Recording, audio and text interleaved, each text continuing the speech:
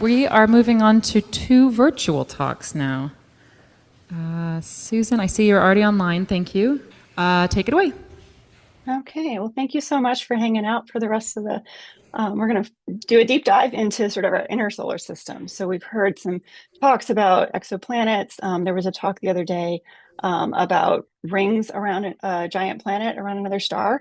And so we're today I'm going to talk to you a little bit about a deep, wide search for solar system objects.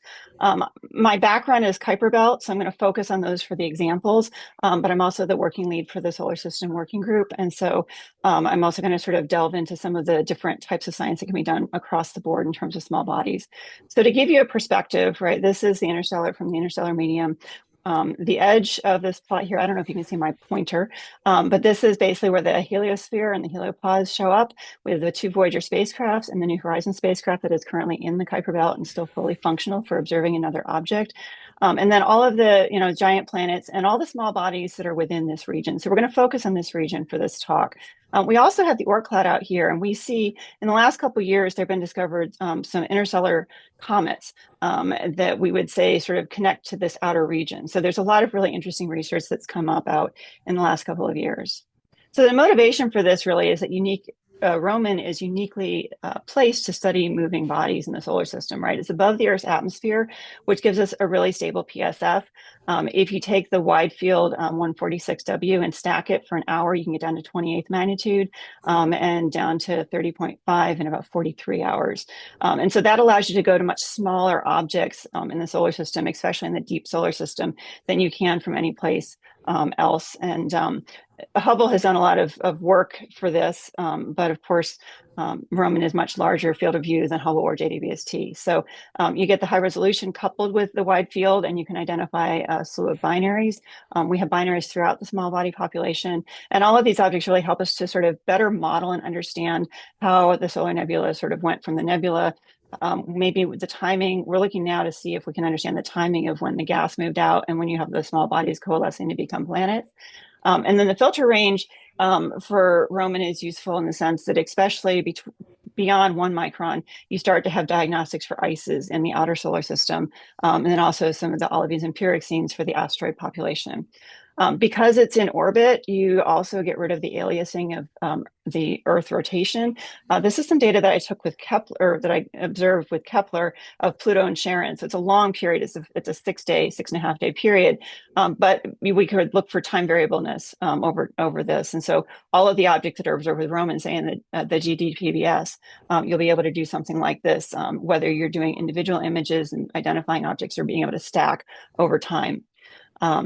So I should just, before I go on to the next is more visual, but if you look at the ecliptic plane, so we know that all the small bodies come through the ecliptic plane at some point, but the populations that are sort of off the ecliptic are much harder to observe from the ground because there's a lot of area to cover.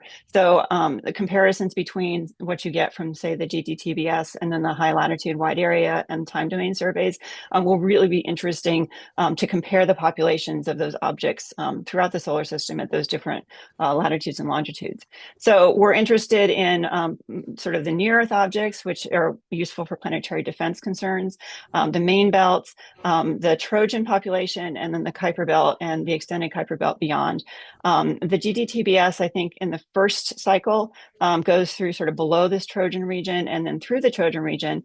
The Lucy mission is going through the Jupiter Trojans, and it's flying by a number of objects.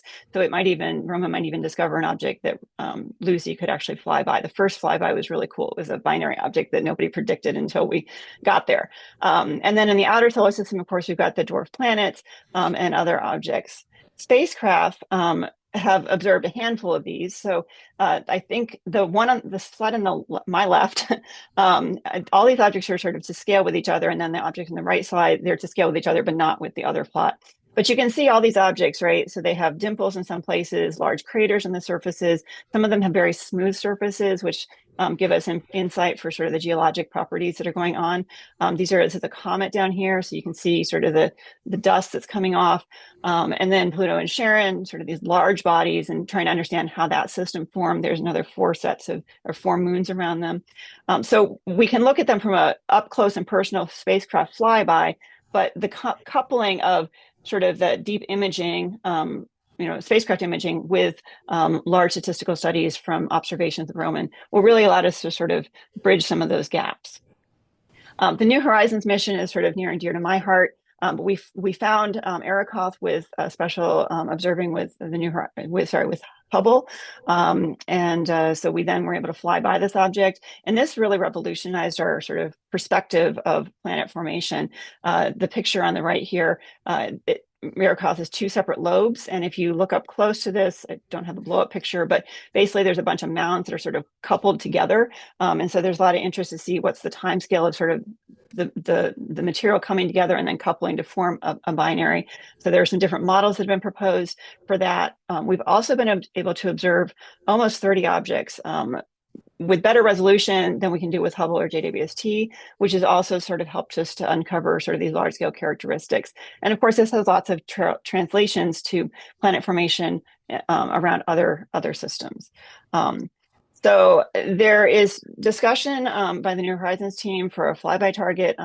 There is evidence in a couple different modes. We have a spacecraft, we have a instrument, on the spacecraft called the Student Dust Collector, and it has been continuing to observe higher dust levels than were predicted, and that dust has to come from somewhere. So whether it's, there's a couple different options that have been proposed, but one is that there is more material out there, and this is material that is coming from some of those small bodies. We've also had some Subaru observing that we've been doing for probably 5, 6, 7 years of the general region, and we know that there is more material, more objects out here. This is from 70 AU out. The spacecraft is still healthy. It will have fuel and power until about 2040, almost sort of would limit sort of when we could communicate with it, collect it, and then communicate back. But it's really allowed us to study geophysics in the outer solar system in a way that nobody's really tried to do before. This is to give you a sense of what it looks like from ground-based observing to this is Hubble observing for the discovery of Arakoth. So we use this differencing imaging, and there are now pipelines for stack and shift to look for fainter objects. There was the Napier project that was funded through the Cycle 1 observations to, again, look for moving objects in the GDTBS, specifically Kuiper Belt, but also for other objects closer into the sun. So Roman just really does a great job for getting us up above the atmosphere. If you were to do a deep search for another object for New Horizons to fly past, basically you can do the entire sort of bullseye with 2, or depending on how you orient it, 2 or 4 Roman fields. And that would give you about a 3% chance of finding an object. It's small probability statistics, but there's a lot of other science that you can do with that data as well. You also can find objects that the spacecraft could observe from a distance and be able to just make other observations that we can't do, the spacecraft is closer to it than Hubble or JWST. So we've been exploring some of these possibilities. The observing windows for the field is March through May, and then basically September to November. There have been a number of studies in the Kuiper Belt. This is actually a different pointing, and then this is the galactic plane, just to give people who are, not interested, not so much focused on the solar system, sort of where the different pointings are. And this is just the trajectory of New Horizons right now. The observations are somewhat critical in nature. So obviously New Horizons is flying out of the solar system. It's expected to cross the heliopause maybe in the next 3 or 4 years. We actually expect that there'd be objects outside the heliopause, which would be really interesting to do a comparison and contrast between, say, Arakoth and the main asteroid belt, and then the objects outside. But the further away you go, you basically project where these objects would be, where you're looking for them now and where the spacecraft is going to be, and you sort of do a configuration. And so you lose part of that, population the further in time you go towards when you could make a trajectory correction.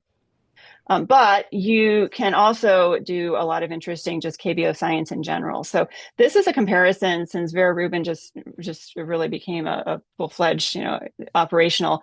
This is what the LSST observations have given us, or give us sort of in the broad brush. And then if you do a deep search, I've got pictures in front of my screen here, so I can't see where I'm pointing.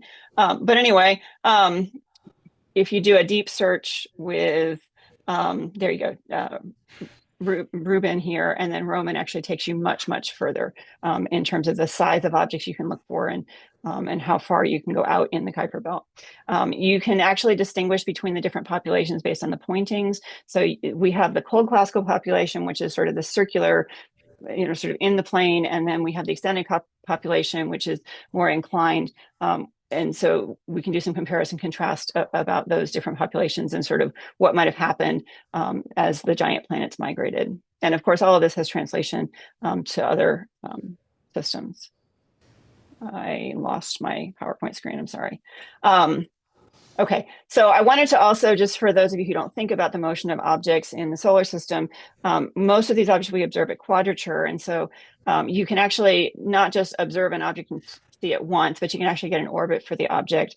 If you observe at a couple different epochs over the period of a month, you actually can get the orbit of an object to something like 100,000 kilometers in the Kuiper Belt. Near Earth objects move a lot faster, so you actually can do it. You can get really well-defined orbits, even better defined than that, when you're looking in the inner solar system. I just wanted to also, as a representation from the Solar System Working Group, highlight some work. Well, actually, sorry, one more slide. For the Kuiper Belt specifically, we're looking at the size frequency distribution and some of the models that have suggested sort of the timing of the gas leaving and sort of just having mostly small bodies remaining. So that's sort of what we're looking at with sort of a population study there. Lastly, I just wanted to highlight from the working group. So the Roman Cal pipeline from the analysis from the level 1 to level 2 actually treats moving bodies in the inner solar system in a way where they're not completely subtracted out. So they get flagged as cosmic rays. And so on the right-hand side here, you can see what subtraction of a cosmic ray looks like if it's actually a moving object. If you can actually identify it as a moving object and then subtract it properly, then you actually can do a much better job. The bottom one here is a chi-square, and then this is just an example of a star field with that subtracted out. So you can actually get much more accurate photometry, accurate positions, and far fewer false positives for groups doing microlensing or free-floating planets and such. So we've had a lot of discussions with them in terms of how that analysis might work. So I'll just leave my takeaways up here, but to say Roman is a really unique platform for solar system studies at all heliocentric distances. It could enable a New Horizons flyby, but astrophysics studies will benefit from proper removal of foreground solar system sources as well. So I thank you for your attention, and I'm happy to take questions.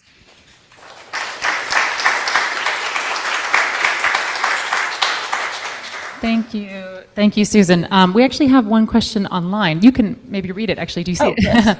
Will there be a high-resolution photos of any known dwarf planets and their moons?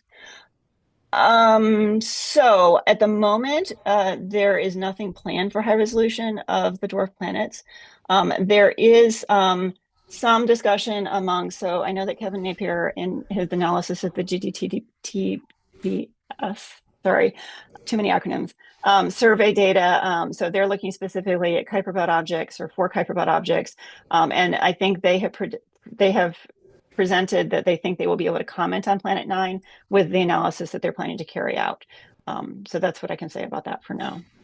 Okay, in the room, any other questions? I do have a question. Oh, we have a question here? Yeah.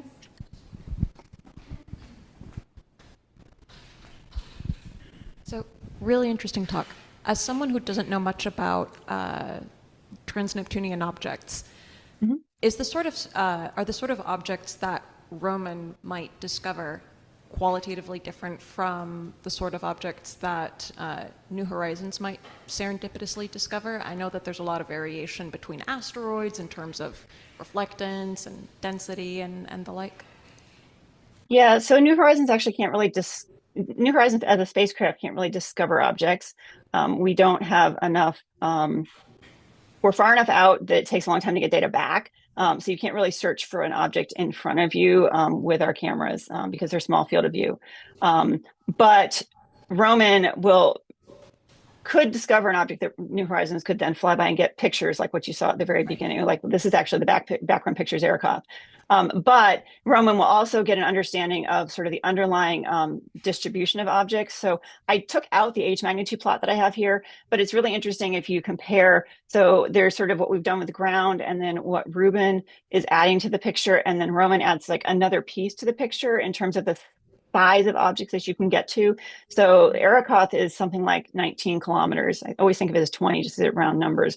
But we would be able to potentially find an object that's, say, 5 or 10 kilometers further out. Or if you find something big, that would be really interesting too, because then you'd say, why do you have a really big object further out? So there's sort of different approaches to what you might think. But fundamentally, they're different types of observations, but they're addressing really interesting sort of parallel science. Great, thank you. All right, Yeah. thank you so much. Let's all thank Susan again.